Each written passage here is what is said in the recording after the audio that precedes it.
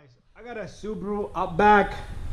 While we at it, we're talking about P0420 catalytic converter below threshold. While we here, let's talk about this little tube right here. All right, that's the part number right there. Get this, this is good. This is the brand of it right there. I usually call my parts department, he sends it to me. All right, this is a sealer. I put this on the exhaust seals. Any muffler, any car, it will work good. This is the same thing that they put on the floor. Not the floor, the roars, the tart.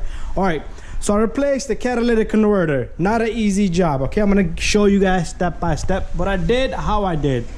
All right, so first of all, what I did was I tried to get this 14 here. This 14 came out easy, but the one on the top right there gave me a really hard time. So what I did was I spliced the catalytic converter from right here with the saw.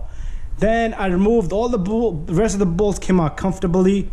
And once I had the catalytic converter out of the way, I'm gonna give you part numbers on everything, right? And how much it costed me pretty much. All right, so you see the sealer right there? I used that black tart sealer right there. That's where I used it, really good stuff. Oxygen sensor, I'm gonna give you part number on. Oxygen sensor, make sure you route them properly. All right, so make sure this one is routed right under this, and there's like a little hook right there, and that one's right from up over here. I put the sensors in first, then I locked in the catalytic converter.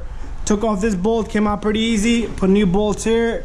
All right, pretty easy set right here. It wasn't that hard of a job.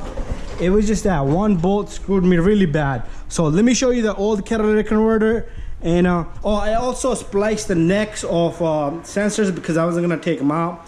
It was a little difficult, and I needed the front sensor to get out of the way so I could cut everything off. All right, but anyway, you see the wiring right here. This is from the old. So if you get a sensor that has a wire that looks like this, I'm gonna show you the part number. That has a connector like this. That's the front sensor. This is the downstream sensor. All right, so let me pick up this piece and let's walk to that catalytic converter. All right, you see this? What I did was I spliced it from right there. I cut the neck off, and there's the old catalytic converter. The sensors are still in there. You see it, they still got the wiring in there. The back seal was totally deteriorated. But anyways, got the job done. Not an easy task and not a hard task. All right, let's go back. Let me show you some part numbers that I used. So I used a Walker catalytic converter. Costed me about close to 300 some bucks. And the part number is right there. All right, this is the rear spring bolts. I don't know what's going on with my camera. It's too light, too bright, I guess. And this was a seal. I had one over here. They sent me two. I don't know why, but I guess I had to match it up. But they was the same part number. So there's the part number right there for the front seal.